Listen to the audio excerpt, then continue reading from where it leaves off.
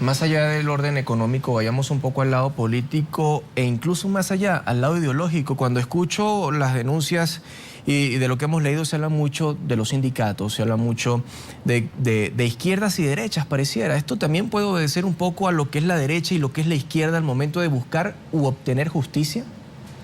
Sí, indiscutiblemente, de las investigaciones que nosotros adelantamos, investigaciones de campo, se habló con muchos dirigentes sindicales, con dirigentes políticos, con organismos de derechos humanos, con la Defensoría del Pueblo, etcétera.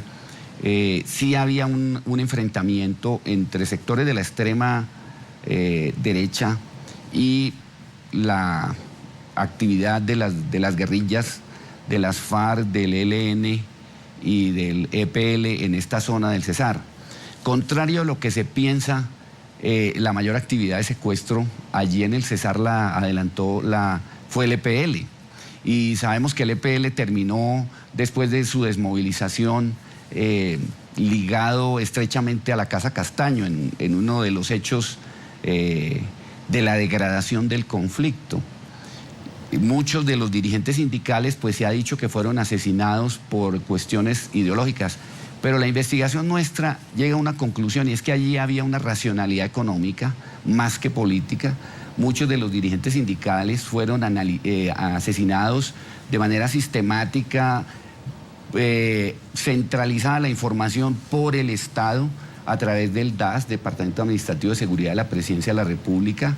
El director del DAS fue condenado a 25 años por el asesinato de uno de los más emblemáticos dirigentes sindicales, que fue Alfredo Correa de Andrés, y esa racionalidad conducía a que los dirigentes sindicales que eran asesinados lo eran porque estaban denunciando la forma como los grupos paramilitares se estaban apoderando de las rentas del Estado. Indiscutiblemente, ese fue el factor número uno.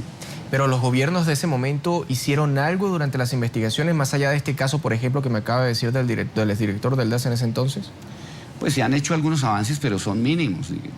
Los índices de impunidad no son, digamos, diferentes a lo que es el grueso en la justicia colombiana.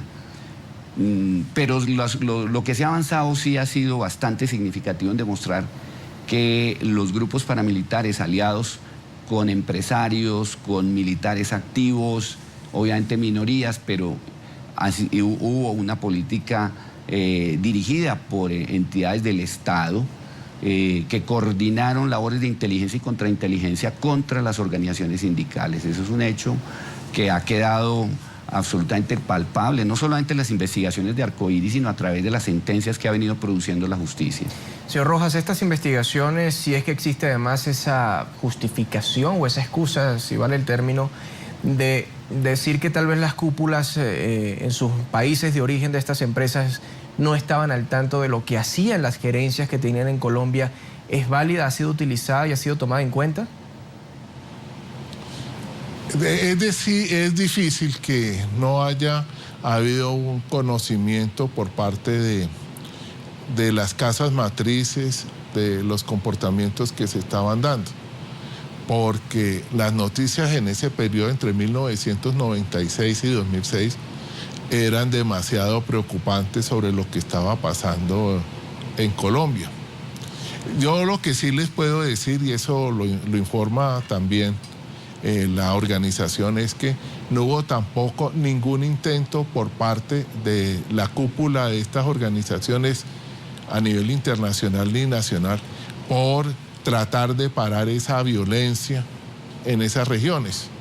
Uno no encuentra un comunicado, uno no encuentra una gestión directa que ellos hayan contribuido a pacificar o a disminuir o a minorar la violencia que se había dado en esos momentos en estas regiones. Señor Rojas, ante el poder económico que tienen estas empresas, ante el silencio de alguna cúpula política tal vez en Colombia, ¿a dónde va a llevar esta investigación? ¿Tiene sentido continuarla más allá que se busque resarcir obviamente a las víctimas, a sus familiares? ¿Tiene sentido político y lógico continuar con una investigación que tal vez no vaya a nada o que la sigan postergando por el tiempo? Bueno, nosotros, pues más que el interés en la parte criminal que eso lo tiene que resolver la justicia colombiana en algún momento, más temprano o más tarde que temprano.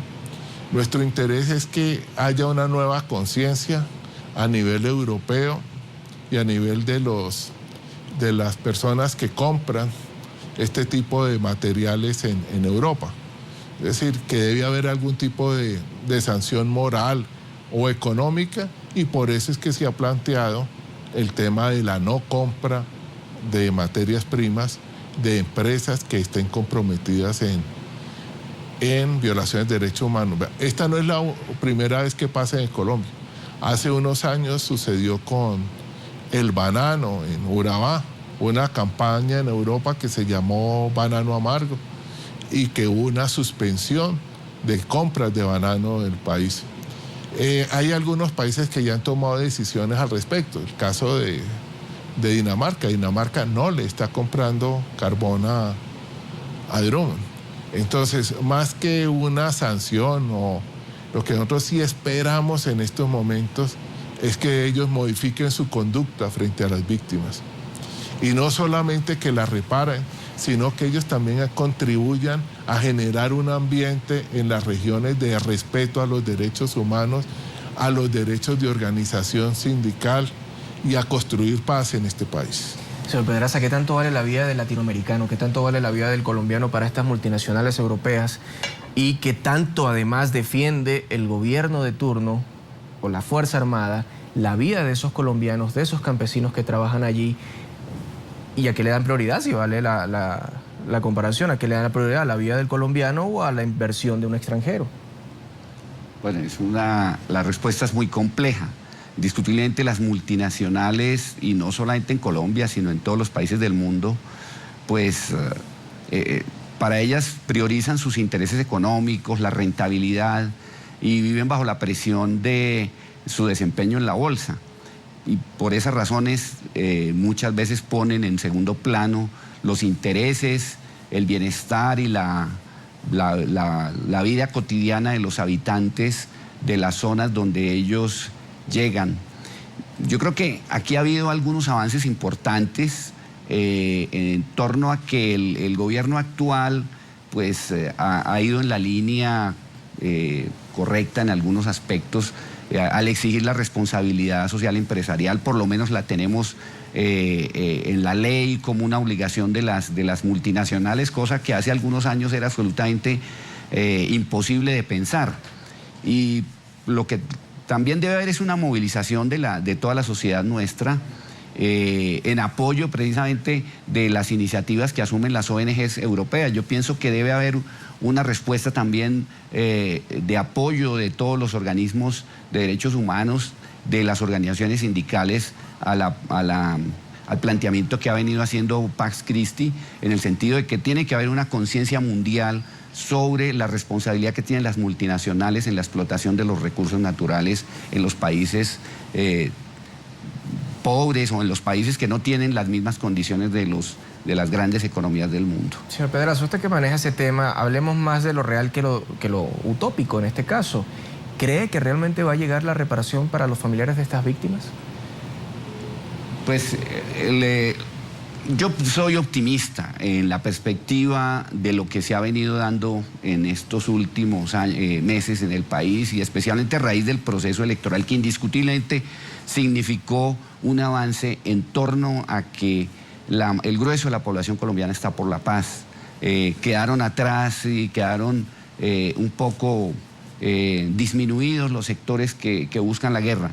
Y yo pienso que en ese contexto la sociedad va a tener un mayor espíritu de solidaridad, va a haber más comprensión, y yo pienso que finalmente todas las fuerzas vivas del país en sus diferentes instancias, e incluyendo las administraciones de las mismas multinacionales, porque a veces también son los mismos directivos nacionales o colombianos de las multinacionales los que son decididamente insolidarios con las comunidades donde explotan los recursos económicos. Pero yo tengo una actitud, tengo un pensamiento bastante optimista de que vamos a avanzar en la dirección correcta, y por lo menos en términos de verdad se va a avanzar bastante, que eso es mucho.